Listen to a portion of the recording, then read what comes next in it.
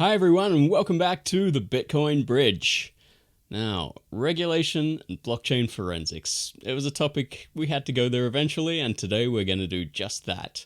We've got Ian Lee, he's the VP of Business Development at Merkle Science, blockchain forensics company. He knows an absolute ton about this topic, and he's going to share some of it with us today.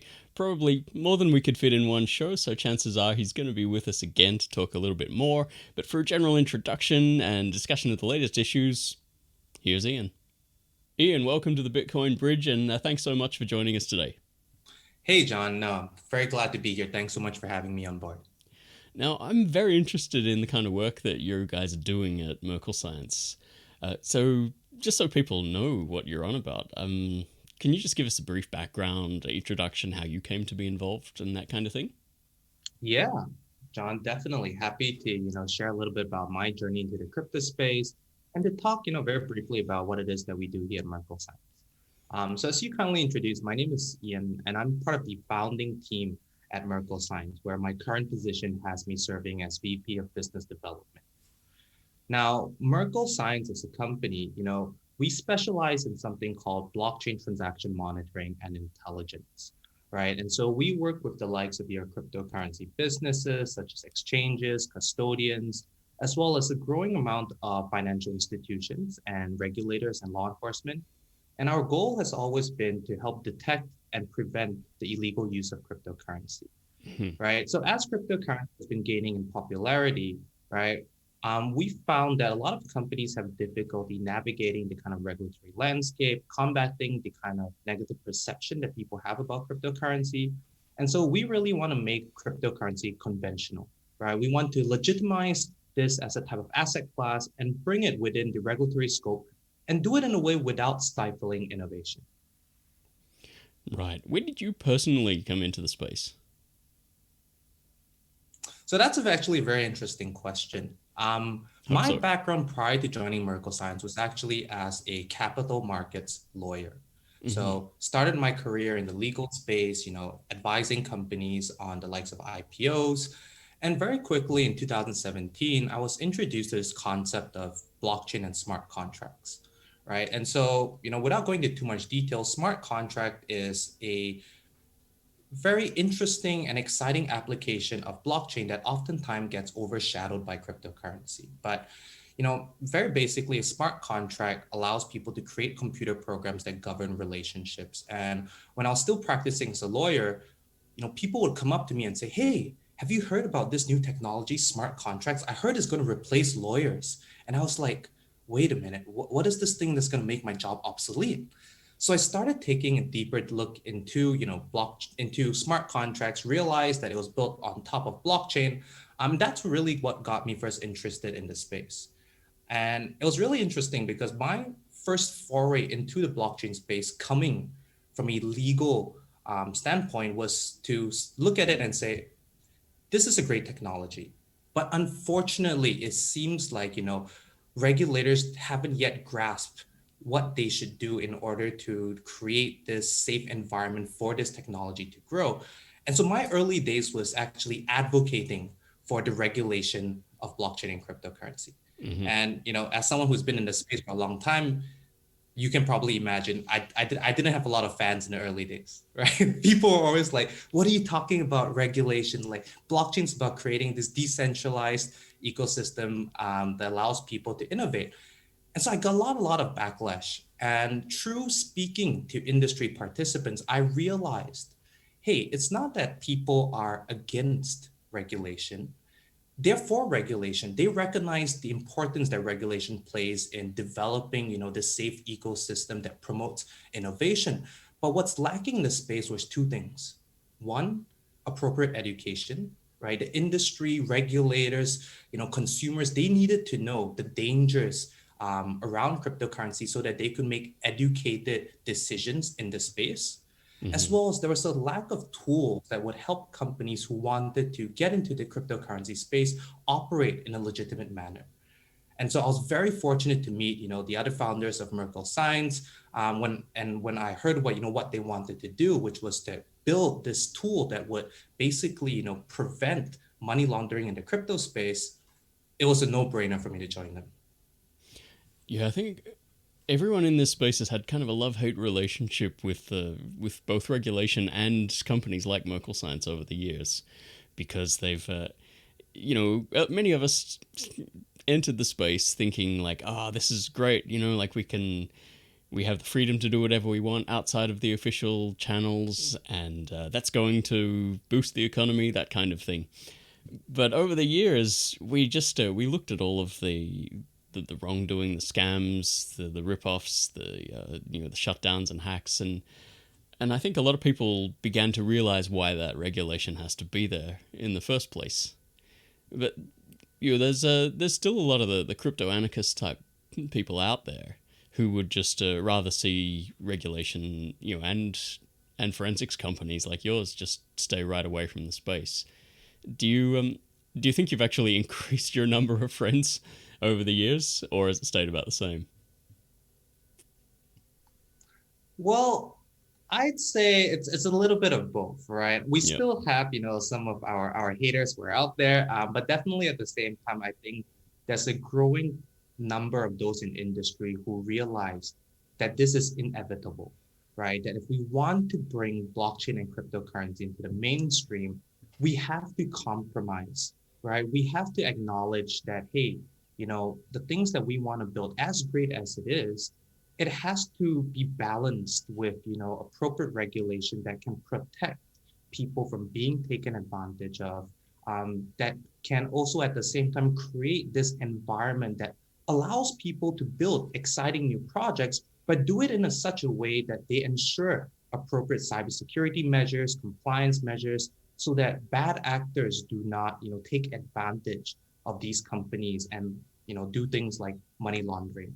I think one undeniable fact is, in the world that we live in, crime is going to happen. Yeah. And we should not blame the technology that enables it, right? But rather, we should recognize that the blame lies with these bad actors. And what we can do is to simply try and create this environment that deters such bad actors from coming in and provide, those that want to do good with the appropriate support so that they can innovate, they can, build new interesting application, things like DeFi, but do so in a way that is still safe from your everyday users. What I'm most curious about is how much wrongdoing do you actually see, or if not wrongdoing, then how much suspicious activity do you see, sort of on a daily or weekly basis? Is it as much as people would say there is? Some like to play it up, some like to play it down. Is it what's your opinion on that? So this is a very, very difficult question. And it's a difficult question because I think, regardless of what everybody's saying out there just isn't enough statistics, right? Because oftentimes a lot of these crimes that take place, it's difficult for you to really estimate the size and scope of the operation. What I do want to say is that definitely in the early days of cryptocurrency, and this is like, your 2011 all the way to your 2015, during that time, probably the amount of bad actors utilizing cryptocurrency would be of a larger percentage, right? But as we see the industry grow, this number has been going down. And even though I say large percentage, we're still talking about, nowhere close to what people think. It's not majority, it's not even like half, it's really, below 10%, Mm-hmm. right? And today that number is easily much lower. I mean, if you look at the entire size of the cryptocurrency market and industry, right, you're really talking single digits percentage at the very most, Interesting. right? But the sad reality, and sorry, the sad reality is, the news like to portray cryptocurrency as being used by criminals, probably because it's something more exciting to report, and so those are typically what catches the headlines. Yeah, do But what they a ever? lot of people don't realize is that there's a lot of good that goes unreported at the same time. Mm-hmm. Yeah, I think no one really knows that better than us here in the digital asset media space, and the people who read it too. Because we've always felt like the news was a little bit beaten up, but at the same time, I really don't know what goes on underneath the surface. Like, I'm sure there's lots of wrongdoing in the regular financial system every day, so it's inevitable that it will be replicated in the digital asset space too. Like, if the tool is there, people are going to use it for good and bad. That's, yeah, I think that's just the way people see it. It's just inevitable. I think that the next question I had is about new assets, with particular regard to the FATF or FATF guidelines. What's new there? They've just issued a new set of guidelines. I heard they were going to be finalized by April 20. What was in that? Yeah, sure. So to give some context for people who are listening who may not be familiar with the FATF, the FATF stands for the Financial Action Task Force, Mm-hmm. right? And they're an intergovernmental organization that was founded way back in I think the 1989, and it was an Oh, that long initiative ago. to help countries develop policies to combat money laundering. And so it's made up of member countries from all over the world. In fact, most of the countries that people would have heard of would be members of the FATF. And in as early back as 2019, they had come together to come up with a bunch of what regulations, which they were proposing to the industry in order to create this framework that will allow virtual asset service providers, or VASP, as they call it. So these include your cryptocurrency businesses, and such as exchanges, to create this framework that allowed them to operate in a licensed manner. And in the first iteration of that framework, the definition of VAS was defined as quite narrow, right? So it's really companies that were, buying, selling, trading virtual assets, companies that were facilitating the transaction. But, as us in the industry realize, in the last couple of months, we've seen all kinds of new applications pop up, right? We've seen the rise of DeFi, which stands for decentralized finance. These platforms that utilize smart contracts to offer decentralized financial services. We've seen the rise of NFTs, which stands for non-fungible tokens. These are cryptocurrencies that are unique, that oftentimes represent some unique real-world asset, right? Most notably, one of the exciting things that they did was to tokenize moments in the NBA, Yeah. right? And with these new developments, the FATF as well as local regulators realized that, hey, our current definition of VAS do not cover things like DeFi platforms. And so what they did in the most recent consult was to propose widening the scope of VAS to include things like potentially DeFi and decentralized exchanges. And they did so in a manner that has attracted a lot of attention.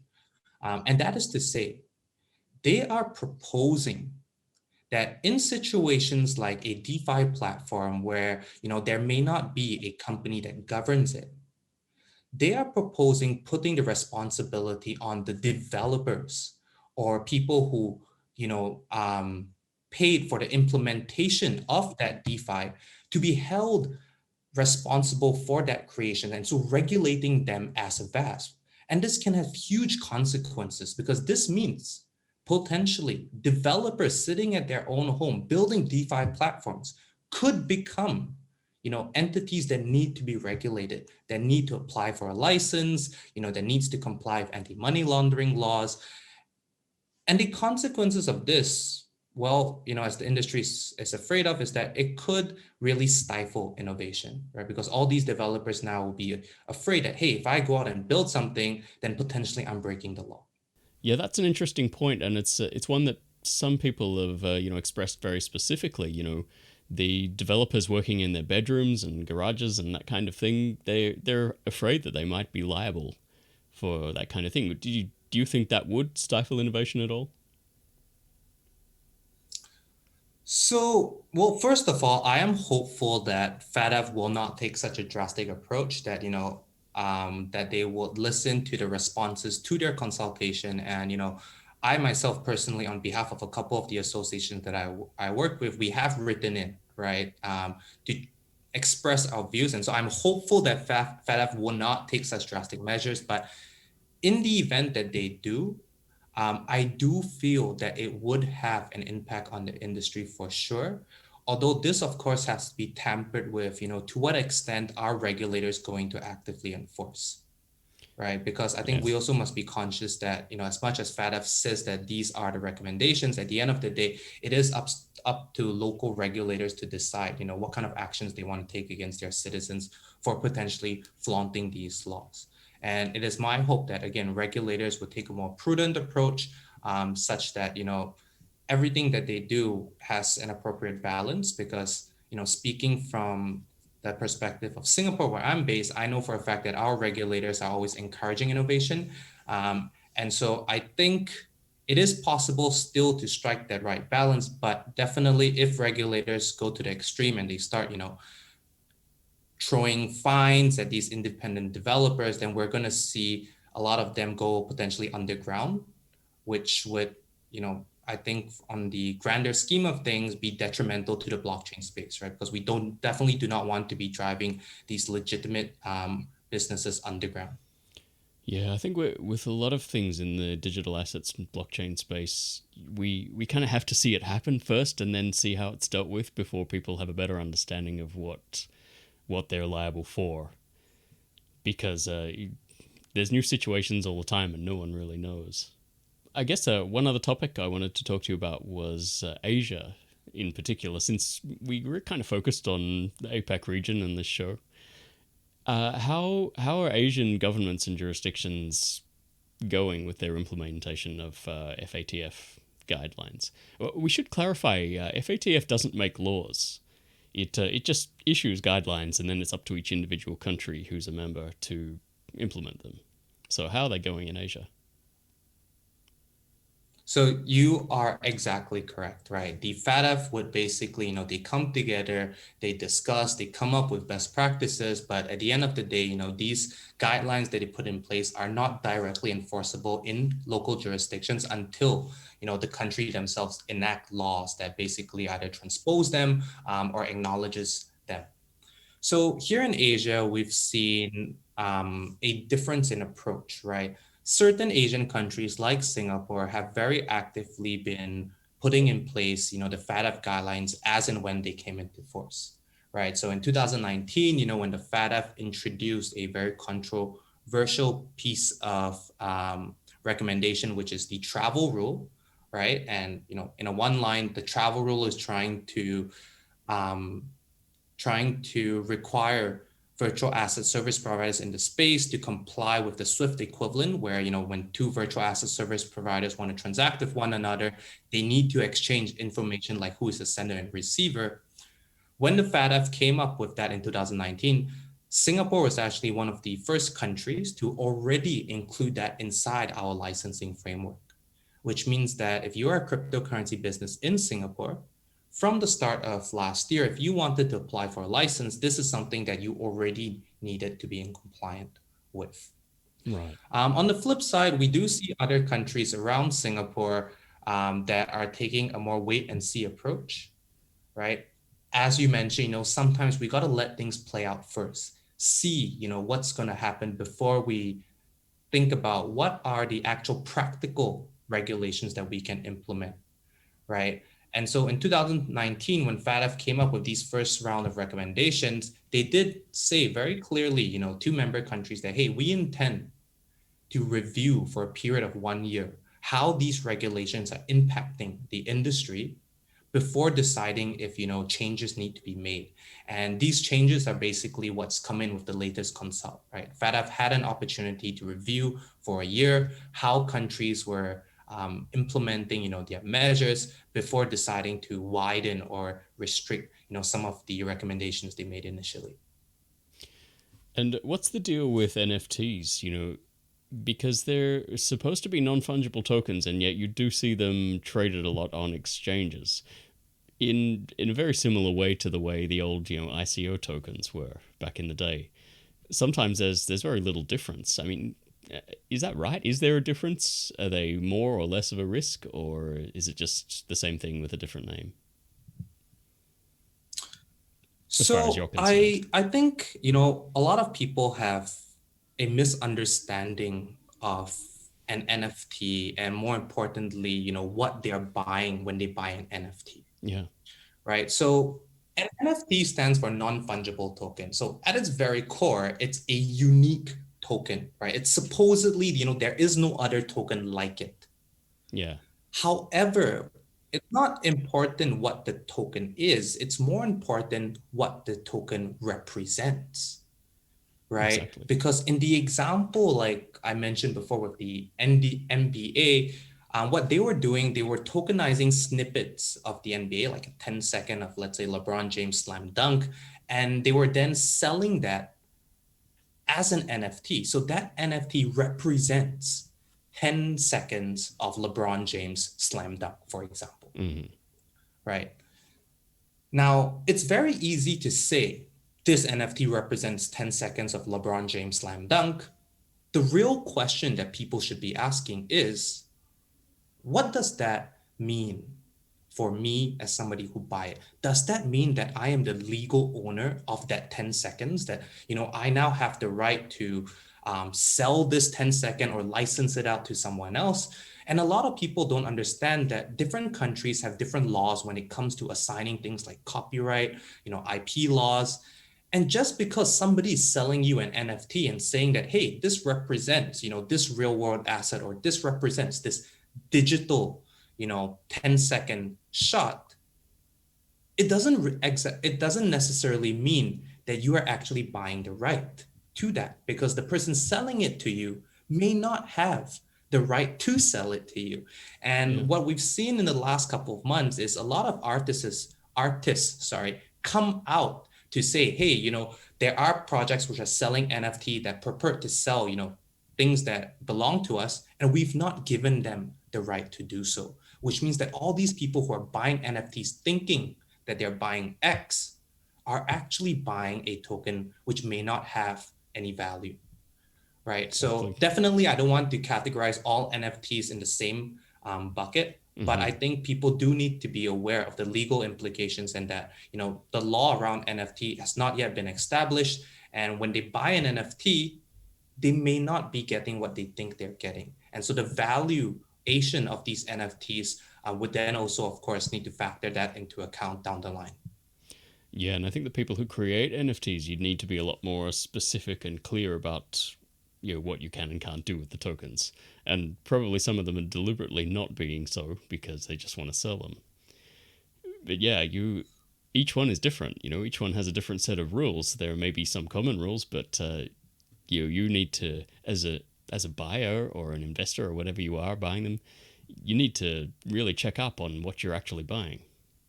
Have you? Exactly. And I think, we saw this in the ICO stages as well, right? Too many people were simply buying tokens without really fully understanding what it was that they would Yeah, get in return. they sure And were. that's where the education part becomes so important, right? Podcasts such as this, where we purport to, educate people such that they start asking the appropriate questions, I feel is vital in helping drive blockchain and cryptocurrency adoption. Yeah, absolutely. So back to Merkle Science, the company. Like, how's business? Oh, John, I must say business has been great. And I feel a little bit bad saying that, because when business is great for us, that means, two things. Either, regulations are coming in Mm-hmm. for these companies, or it just means that some of these companies have had incidents that require our assistance. But generally, yeah, in the last couple of months, we've seen a lot of countries introduce new regulations with licensing frameworks that mandate the use of tools like ours, as well as we've seen a growing number of traditional financial institutions like your banks enter into the space, right? And these financial institutions, by virtue of being operating a licensed framework for many, many years, they obviously want to put in place the best compliance systems as possible to help manage the risk. And so we are seeing a lot of natural inbound queries coming in. You do a lot of consultation work with law enforcement and regulators and even researchers. You do educational seminars, that kind of thing. Which area keeps you most busy? Is it the researchers, the banks, or law enforcement? Well, I'd say in the last couple of months, it's been law enforcement, Right. right? It was really interesting. So the company's been around since, early 2018. And at that point of time, we were just moving from, ICO craze, where the market was very bullish, into entering crypto winter, right? And just before crypto winter came in hard, we were getting a lot of inquiries from regulators and law enforcement. But when the market crashed, it seems like the amount of attention in the space also waned. And so a lot of these conversations, tampered off a little bit. But in the last couple of months, when cryptocurrency prices started going up again, I think that's when the number of crime that's happening in the space also started skyrocketing, right? One very interesting thing that we've noticed in the space is that sometimes these bad actors would have already gained control to somebody's cryptocurrency wallet, right? They've already gotten the private key, but because the amount inside is not significant enough, they don't take any action yet, right? So they Yeah. just monitor it. And it's times like when the cryptocurrency prices spike, like in recent months, was when they would then, activate these accounts and take out the funds. And so we've seen, you know, scams and hacks over the last 12 months increase, and that has then naturally drawn a lot of attention from the regulators and law enforcement who now realize, hey, we need appropriate skills and tools to help us combat, these instances. Yeah, I guess that's also not very surprising too, because I know I personally take more of an interest in assets I may have lost over the years whenever the price goes up, and then if the price is down, I don't think about them so much. Exactly. The final question I would have for you, because I think we're going to run out of time here, is what kind of wrongdoing is it? I mean, we like to talk about money laundering, terrorism financing. Is it more mundane things like tax evasion and theft, or are you seeing an increase in things like sanctions busting, terrorism financing, that kind of thing? How real is that problem? So it's really a myriad of all that you just mentioned, right? And it Yeah. depends on who it is that we're speaking to. And the focus is a little bit different, right? We're speaking to your regulators, then they're concerned about things like, licensing. Are the companies in our jurisdiction operating in a compliant manner? Are they evading taxes? Right. If we speak to, organizations like the law enforcement, then they're dealing with things more like your scams, your hacks, your thefts, right? And so in order to serve, both groups, the public sector and the private sector, what we've done is basically build a suite of different tools, right, that can address all these different problems. Right. So on the one hand, we have this very intuitive forensics platform that basically allows, our users to identify where these illicit funds are coming from, right? So it relies on this extensive database that we've built out over the last couple of years, where we've tagged addresses linked to, ransomware, darknet marketplace, terrorist financing, and so whenever funds come in from these sources, we can alert our users. But what we've realized then is, investigation and compliance in the crypto space is very different from how you would do it traditionally, right? One of the great things about blockchain is this access to the data that we have that traditional financial institutes do not. With blockchain, we now have this public ledger, and so the kind of data analysis that we can do is really leaps and bounds ahead of what was possible before. And so one of the most exciting thing that we've done recently is to build out what we call, this behavioral rule engine that Mm-hmm. monitors the entire blockchain for suspicious transactions and patterns.